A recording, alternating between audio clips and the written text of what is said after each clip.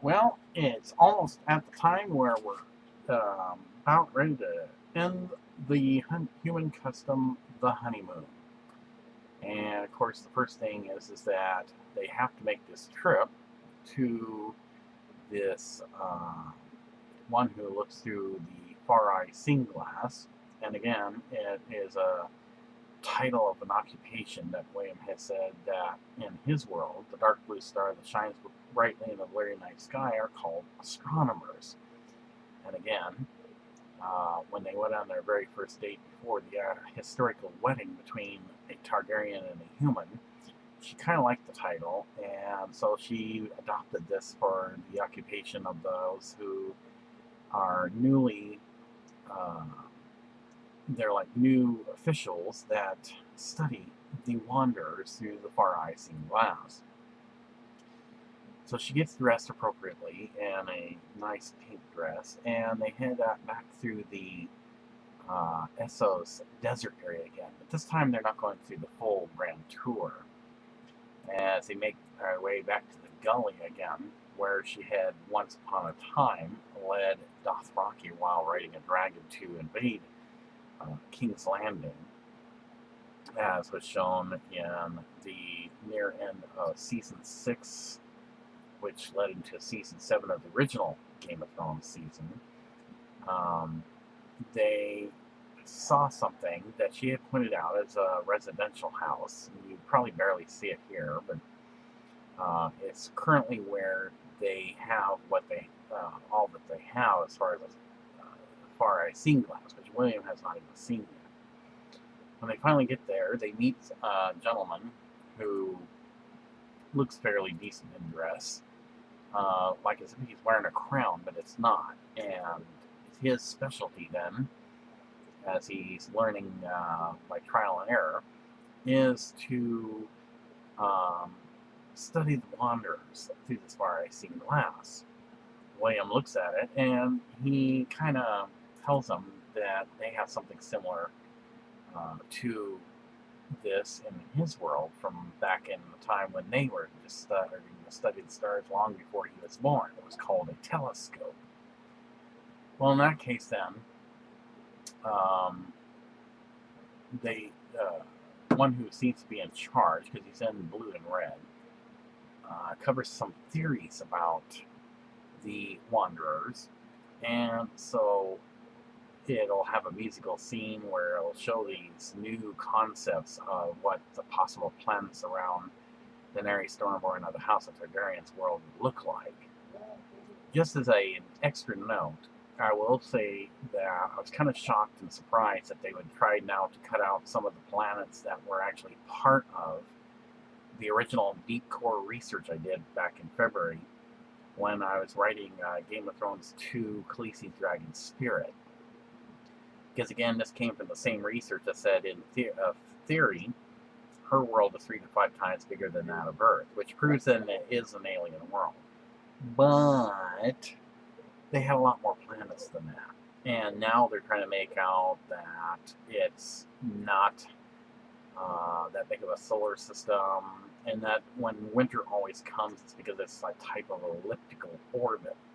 Not to say that that's wrong, but since I've already had it part of Game of Thrones 2, Khaleesi's Dragon Spirit, that she named all the Wanderers, because probably before William ever got to her world, when she had initiated this new form of study, because it's always fascinated her anyway, and it was something of her interest, when probably since she was a young teenage Targaryen girl, that she got to probably see some of them, but it wasn't until near the end of the motion picture for Game of Thrones, A New Revelation, that William introduced her to the new pastime concept of painting.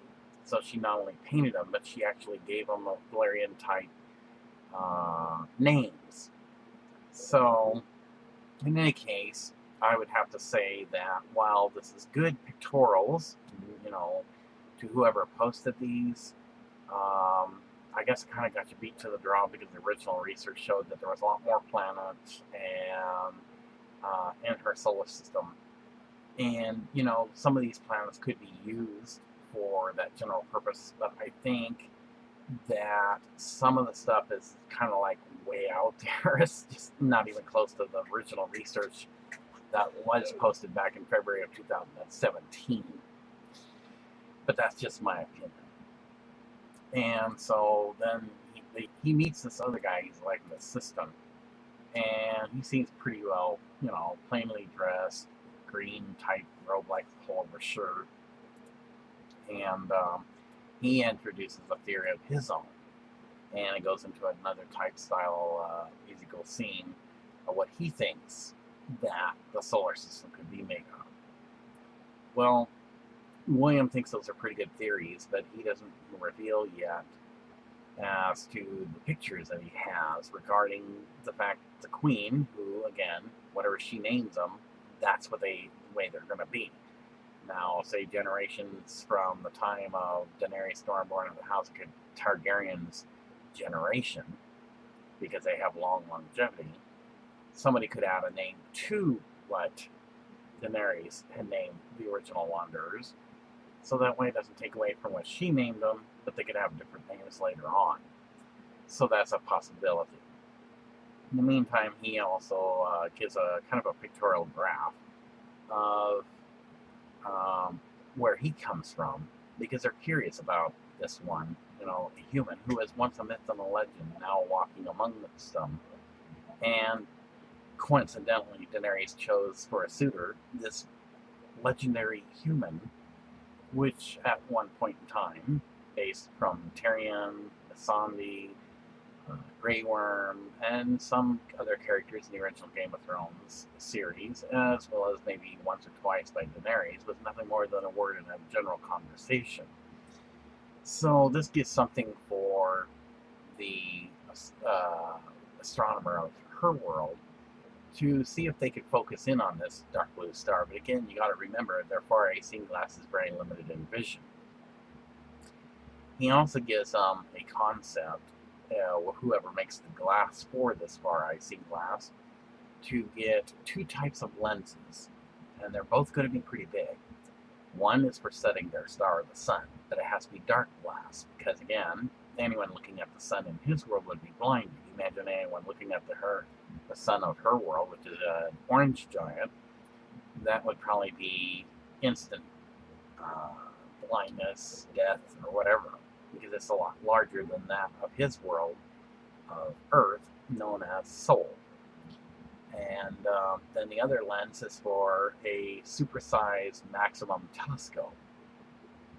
He also comes up with a design for the very first observatory to be built for her world for the supersized far-eye seeing glass. So they kind of appreciate William for giving him this gift of knowledge, and he even asks about possibly taking some course studies when he's done taking the required studies of the Daenerys kingdom laws, customs, traditions, and all that he's expected to take in order to qualify and pass for, as a visionary had said, he's supposed to lead her to this great victory of having the Iron Throne of Swords for the realm of the kingdom. Daenerys, even when he asks about if it would be okay and she'd permit this, she does permit William to take this course in astronomy and finds that it is very fascinating. Would like to help in this area. So this is quite the scientific part of this Game of Thrones 2 Khaleesi's Dragon Spirit saga. When they return back to the medieval-style hotel in the South Central, again, Daenerys, just to make it short, and again, I'm not going to show what I'd like to show, decides to ravage William in celebration of the fact that she's had missed her passing of time, which again is a Targaryen version of their, for females anyway, of having their period or menstrual cycle like women of Earth do. So this becomes quite the erotic experience. However, in the morning, she made the mistake of leaving his device out, and knowing poor dumb human, he's going to be like the kid that stuck his hand in the cookie jar, even though it's his. And so he plays the music while Missandei and Daenerys are trying on their new outfits. And lo and behold, it'll be quite the sight. He's at this waterfall, because I guess they're in like a suite on the back door area. And so Daenerys, being curious of what this is going on, Missandei goes and checks it out, and whoops, she gets an eyeful. This is not something she's ever seen before. She reports back to Daenerys, and Daenerys is like, oh my god, what is he doing now? And so Missandei, probably blushing quite a bit, says, well, he's standing naked under a waterfall. So Daenerys being very curious about this, because again, this is something strange that William would do, because again, he's used to taking a shower in this world, and they don't have things like that in Daenerys' world. Well, they go out, and so they both kind of watch.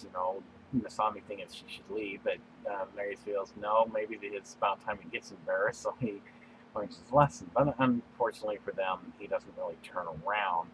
But again, Daenerys seems to love the view of a very wet bottom. And the fact he's playing and dancing to this music, and that's like, oh boy. Well, so it looks like they're going to be leaving a little bit late. So, because of being day 5, and Mareen actually has her kind sound, and she kind of likes the sensation of this.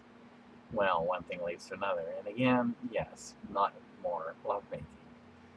Well, eventually it's time to go shopping, and they go to the medieval shops, and there's all kinds of things to see: swords, armor, clothing. I guess even though William had bought Missandei and Daenerys a couple of dresses, they decided to get some other additional things for themselves. In the meantime, William's out and about, and he knows that he's going to be a father now to a half human, half Targaryen baby. So he figures, well, the first responsibility is got to have a baby's crib.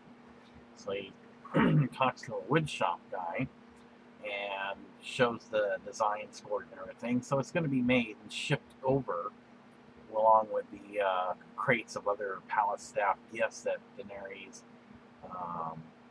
and Missandei, who help out on this as well as William, have plans on having shipped as well. In the meantime, the shopping continues, and they get to see all kinds of things in the shops and what have you. For William, this is new, probably old hand for Daenerys, but he's never, again, been in her world. So this is like all kinds of nice, cool stuff that he gets to check out. And because they don't have things called TV or anything like that, their form of entertainment would be go to a actually outdoor theater. So they get to watch some kind of play that's going on. Once that's all done, they have what is called the honeymoon date, kind of like the other date before they got married. So it's an enjoyable evening, and then they turn into the evening because it's been a long day. Well, they get up the royal carriage loaded, and while the sailing vessel is taken off with the crates and the crib, which she is about to see as a surprise, they then are on their way back to Mareen.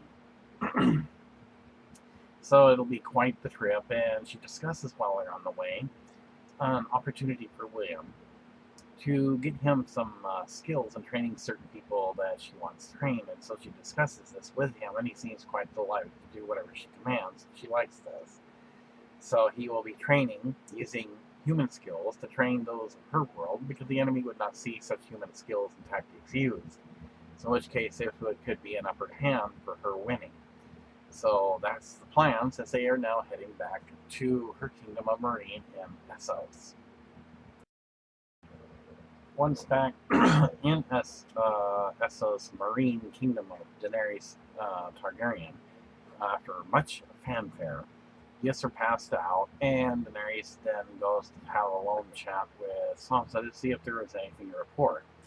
Sansa gives her the scroll that she had gotten while they were gone, and they review the details about factions and forces starting to move about and do formation. She then gives a Queen's Hand pin award for doing a good job after the training she had before they started this human custom called a honeymoon. Meantime, William and Tyrion have a few drinks, and of course then Daenerys happens in on him and tells Tyrion about the new limitations. He doesn't seem too happy about that, but he takes it in stride. In the meantime, William gives, upon approval by Daenerys, a special seal type necklace put around Tyrion's neck for doing such a good job in being the throne guardian. Well, as promised to Grey Worm gets to teach William some spear maneuver tactics. And even though William ends up eating the dirt a lot, which is kind of funny, Grey Worm probably decides this is not for him, but has to give this poor human at least credit for at least trying. So it was something that he takes into consideration that perhaps the William just wants to be his friend, and kind of went about the hard way. But the fact that he was willing to put in the effort did kind of start some kind of a like male bonding type buddy friendship with Grey Worm. So though he's a man of few words, their friendship seems to just start off pretty good. Uh, so we'll have to see how that turns out. In the meantime, that's pretty much it for this short part of the Game of Thrones 2, Khaleesi's Dragon Spirit, and I will be back with the lesson study that William then has to undertake, because it's an obligation to get all these passed, so that he can do as the visionary had told Daenerys a long time ago, to be the one who leads her to the Iron Throne for the realm of kingdoms.